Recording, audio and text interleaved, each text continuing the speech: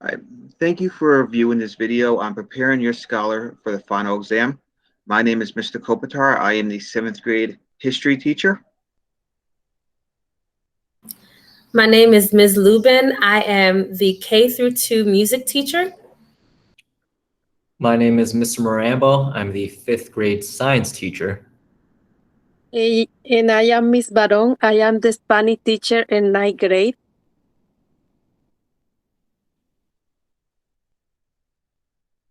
So today we're going to go over some helpful hints on preparing your scholar for the final exam that will be coming up very shortly. But these hints could also be used in future exams for following years.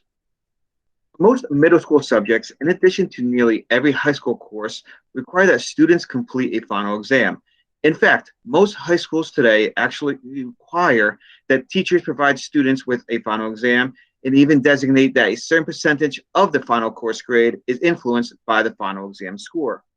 As a result of this trend, high school students today face intense pressures around the end of each term. Similarly, as final exams are gradually more common in middle school classes, these adolescents also face mounting pressures around exam time. Oftentimes, as the final exam strongly impacts a student's overall course grade, the final exam can even determine whether or not a struggling student passes or fails the class. Los exámenes para las clases en la educación secundaria y primaria. En muchos de los cursos, los exámenes finales para el middle grade y para la high school, se requiere que los estudiantes pasen un examen final para poder ser promocionados. Los estudiantes de high school requieren algunos exámenes adicionales para poder pasar e ingresar a la universidad. Como resultado, esto es una tendencia de que los estudiantes de secundaria, especialmente los de los grados superiores, se encuentren siempre muy estresados al final de cada periodo, porque tienen una gran responsabilidad al pasar estas clases. Y muchas veces este examen final tiene un gran porcentaje para poder pasar el curso. Esto puede impactar en gran medida el estado anímico y de salud de los estudiantes. De aquí la importancia de estar preparado para los exámenes finales.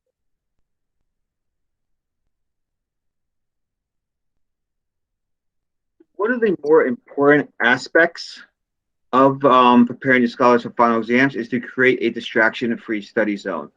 This is where the rubber meets the road. This could be a place where scholars won't have any distractions from TV to music to people talking or even siblings, where they could sit, focus, and accomplish the goals that they need to accomplish.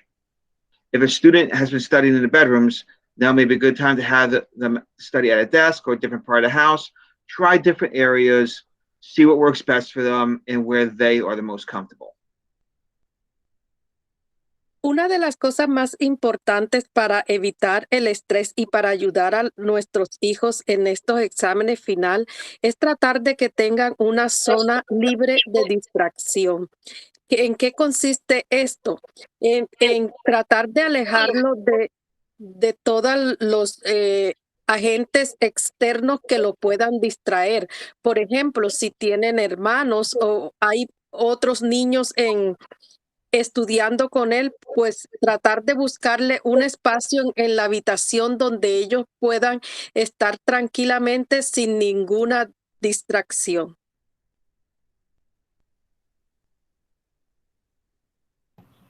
Establish healthy study habits. Children also need a quiet, organized space for studying. That can be a desk or even a spot at a dining room table, which you can help set up by sharpening pencils and putting them in a cup or providing other supplies. Organization is essential, and it's a skill that they will take with them as they grow. You can make the night before a test a little more special. like you would the night before your child had a big sporting event. Ask your child what meal they would want to eat, for example. It's okay to talk about the test, but avoid focusing on it so much that you build anxiety. Test days are special, but not such a huge deal if your child is reviewing concepts on a regular basis. The more they are ready, but also relaxed when they walk into school, the better they'll do, says Lucia Sinovoy, Director of Academics for CAPS Kids.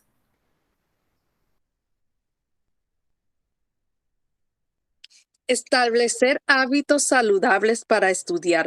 Los niños, además de que necesitan un espacio tranquilo, deben estar siempre organizados.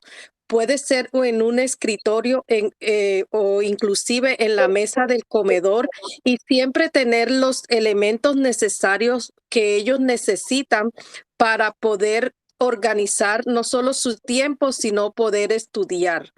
Deben siempre tener consigo herramientas que le permitan, por ejemplo, tomar nota.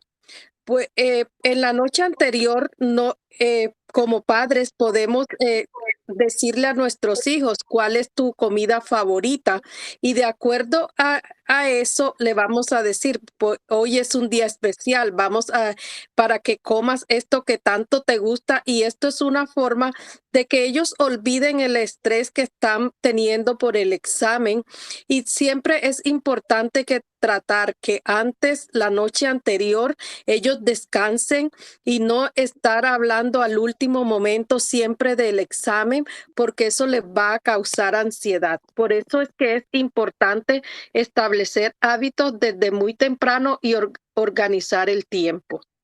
Esto nos dice la directora Lucía Sinaboy. Ella es la directora de Kaplan Kids, que nos recomienda todo esto para poder evitar la ansiedad en los niños.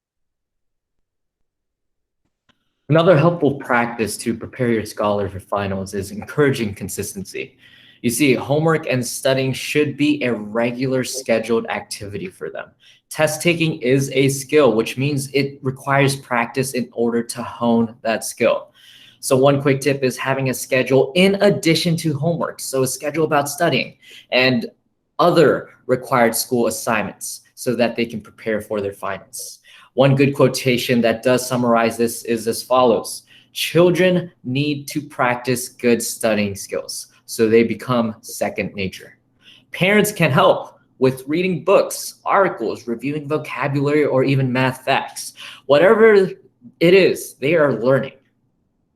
Says Maxine Draznovic, an ESOL teacher at Longfellow Elementary School in Columbia, Maryland, who works with K-5 students. Fomentar la consistencia. ¿Qué queremos decir cuando estamos diciendo esto? Que al ser consistente, no solamente vamos a crear un momento de estudio para el examen en los últimos momentos cuando se va el día anterior o el día después se va a tener un examen. Siempre tenemos que tener diariamente un espacio para prepararse para los exámenes. No importa que al día siguiente tú no tengas examen. Por ejemplo, si vas a utilizar 3 o 4 horas diarias para estudiar y hacer las tareas, utiliza algunas para hacer las tareas y deja siempre una media hora para que puedas repasar vocabularios que más adelante vas a utilizar en el examen. Así vas a maximizar tu potencial cuando vayas a participar en un test y no necesitas recurrir a todo en el último momento. Esto lo dice Máxima de Savoni, quien es una maestra de la escuela primaria en la Universidad Colombo de Maryland. Another good helpful hint would be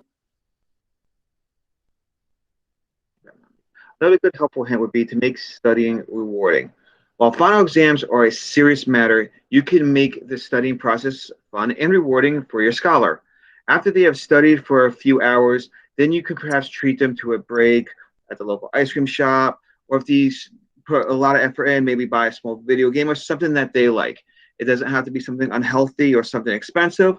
It could be something small, something different that will make a good reward, positive reinforcement for studying.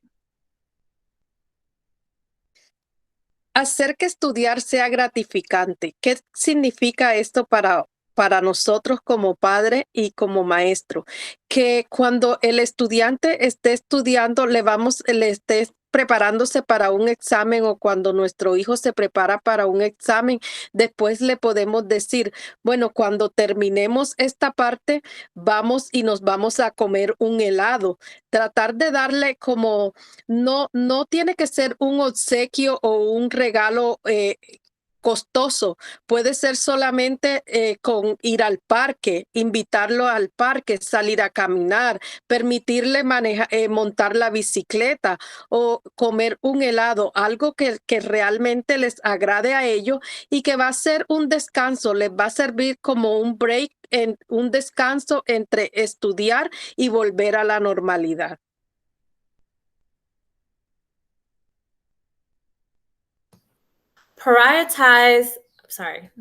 Personalized study tactics. As you determine how the teacher assesses her students, keep in mind that your child has different strengths, even when taking tests. Some kids have a hard time with essay questions. Some have a hard time with multiple choice, Simpkins says. Talk to the teacher to help recognize your child's pitfalls and review past tests to determine areas that need support. Also, keep in mind your child's needs when scheduling study sessions. If your child feels overwhelmed, set small bits of time, 10 minutes, and work up to longer periods of time, Simpkins says. Studying can be done in different ways.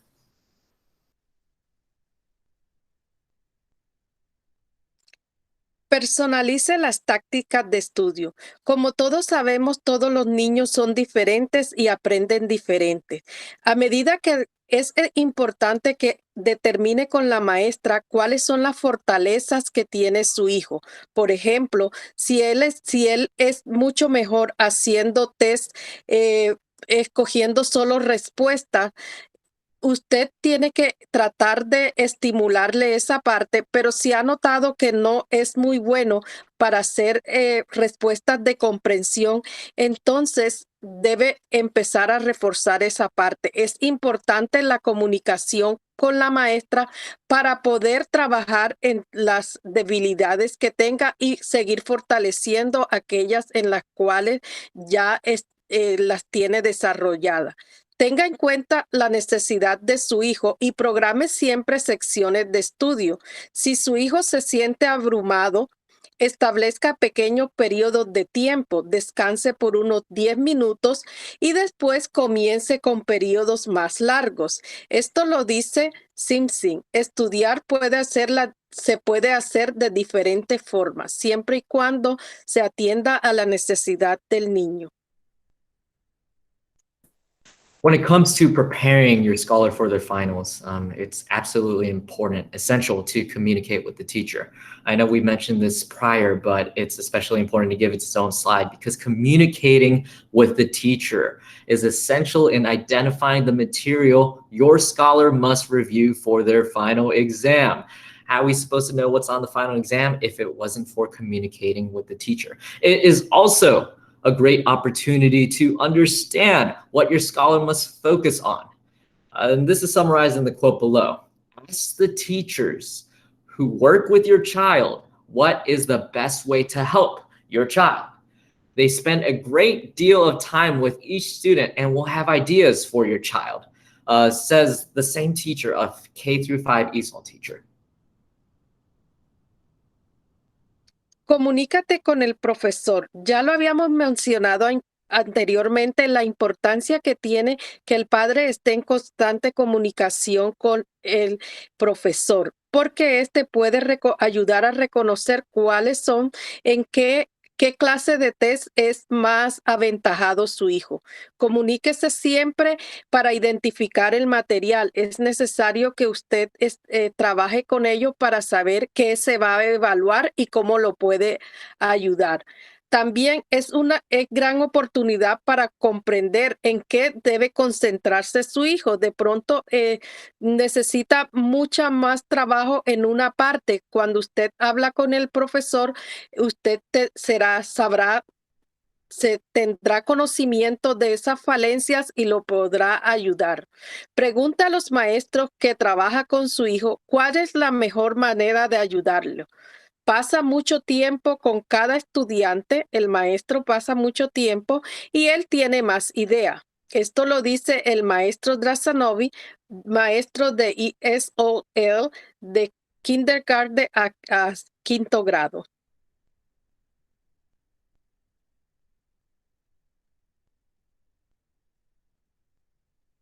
Next is to help them learn from failure. Everyone fails. It's okay to fail. Here's a quote from actually one of my personal heroes of Winston Churchill. Success is not final.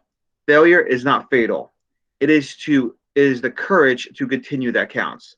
If your child fails an exam, be a good listener. Let them share how they feel. Continue to encourage them to work hard and do their best. Lastly, be sure to tell them you love them. A lot of times when they're feeling down, they are vulnerable, and just being there for them will help. And it's okay to fail. It's okay to not succeed as long as you get up and you try again.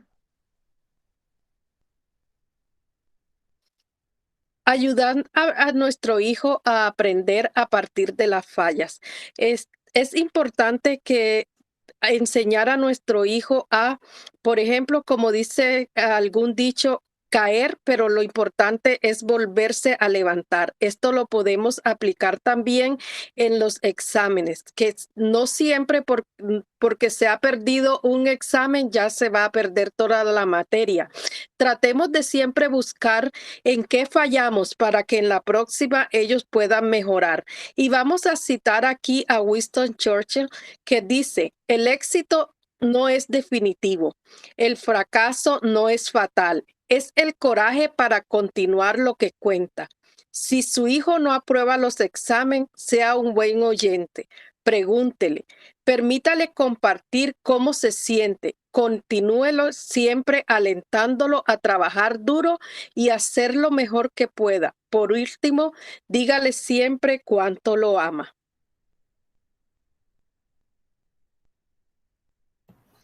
Focus on confidence. Never underestimate the power of confidence, which is the ultimate goal above a good test score. You want your child to walk into school confident every day, Sonoy Voice says. Be the supportive voice, offering encouragement as they work on their homework and tests.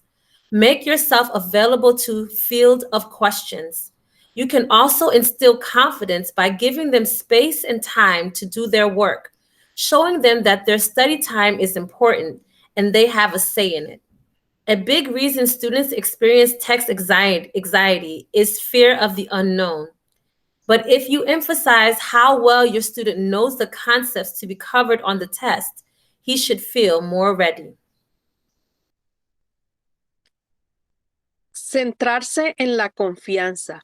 Nunca subestime el poder de la confianza, que es el objetivo final por encima de una buena puntuación en el examen. Si quiere que su hijo entre a la escuela con confianza todos los días, dice Sinovic, sea la voz de apoyo, siempre dígale, tú puedes, tú sí puedes, dele aliento, porque así él va a ir con una mejor disposición al examen y va mejor para responder las preguntas. También siempre trate de infundirle confianza, dándole espacio y tiempo para hacer su trabajo, mostrando que el tiempo de estudio es importante y siempre hay algo que decir. Una de las principales razones por las que los estudiantes experimentan ansiedad ante los exámenes es por el miedo que sienten hacia lo desconocido. Pero si se enfatiza siempre que él es bueno y que él lo puede hacer, y él va a sentirse más preparado. Siempre permítale y dele confianza. Another important thing to consider when preparing your scholar for their finals is actually being proactive in their studying. What does this look like? Well, your attitude is your scholar's attitude when it comes to their finals.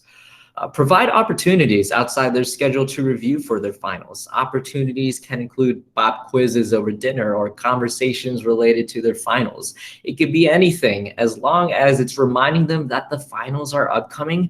You can incorporate little bits of learning throughout their day outside of school, which therefore reinforces that learning and helps them prepare even more for that final.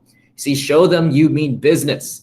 Being involved and modeling this proactiveness, this helpful studying behaviors does help them in the long run. Sea proactivo en el estudio. Tu actitud, la actitud que tú tengas y le muestres a tu hijo es la que ellos van a llevar al examen final. Si tú muestras que no estás seguro y que no confías en lo que ellos aprendieron, ellos irán hacia el examen. Siempre bríndale oportunidades y revisa todo alrededor de esto, pero trata siempre de darle una conversación completamente diferente, o que ellos nos noten que siempre se está hablando para el examen al final del día, el día antes. Ten conversaciones amenas, y si las vas a relacionar con el examen, que sea una conversación sin presión. Demuéstrale que siempre se habla en serio. Participa y modela tu estudio. Dale confianza y demuéstrale que tú confías en lo que ellos saben.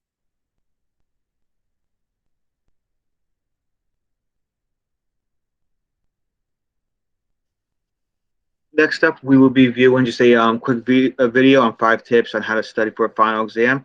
But I do just want to share one final thing before we move into that.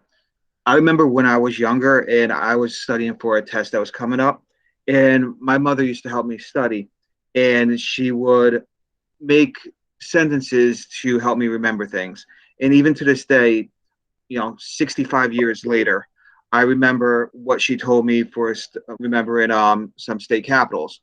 So many of you might know that Augusta is the capital of Maine, the state of Maine.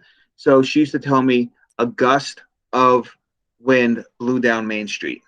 And even to this day, I have that sentence in my mind, and I know that a gust of wind blew down Main Street, Augusta, Maine. So even like simple things like that, and they will stick with your scholar through the years coming forward.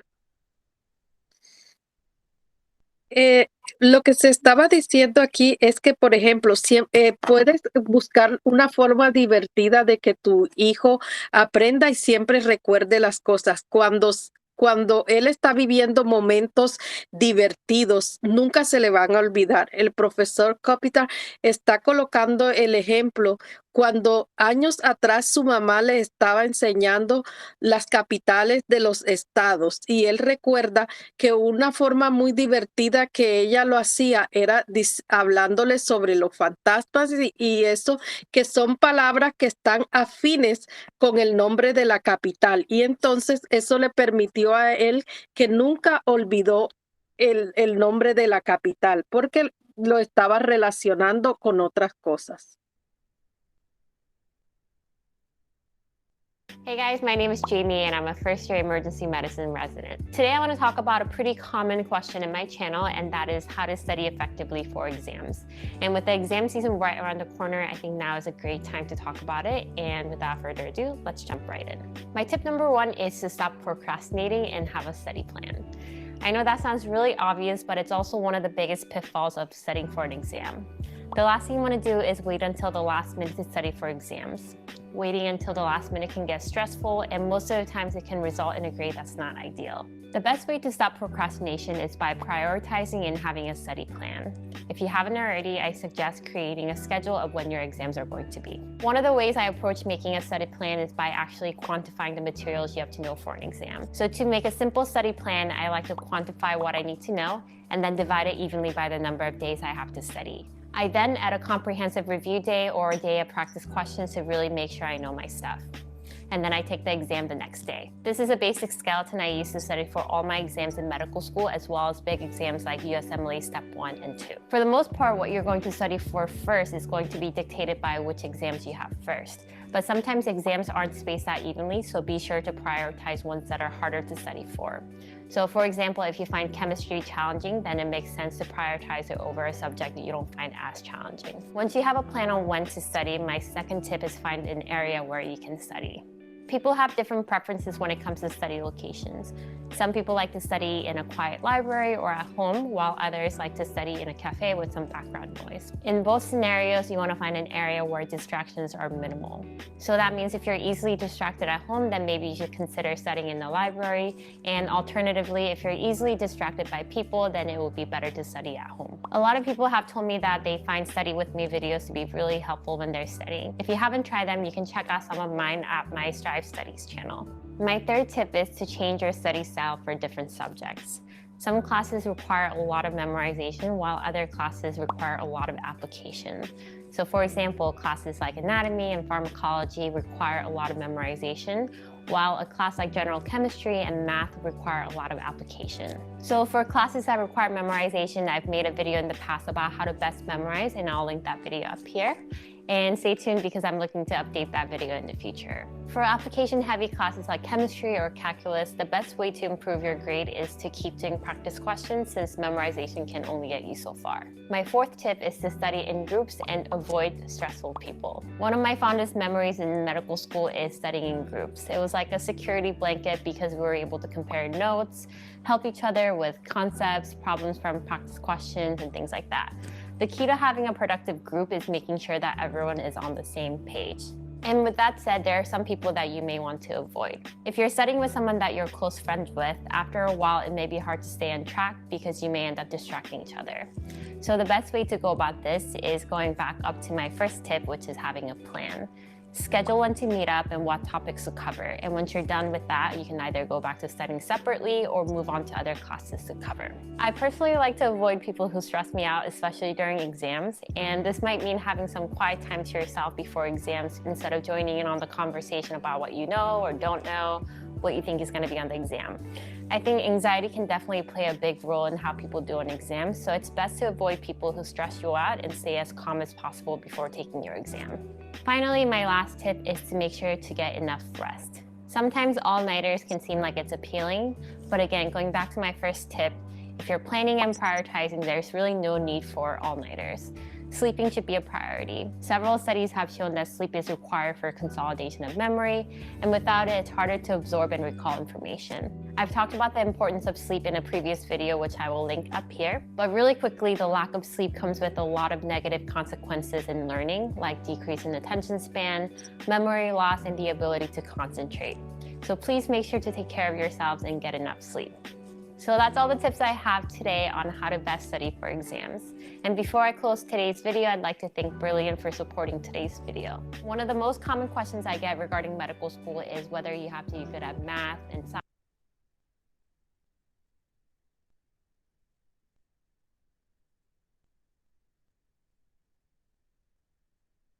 Hey guys, my name is Jamie. Thank you for coming out to our presentation on how to prepare your scholar for finals. We're hoping that you're able to use all of the tips that we discussed today, including the tips from the video, to help prepare your scholar for the upcoming finals or for any test that they may have in the future. Have a wonderful weekend. Thank you. Have a wonderful weekend, everyone. Thank you. Gracias. Gracias por participar y por venir, y esperamos que tenga un buen fin de semana.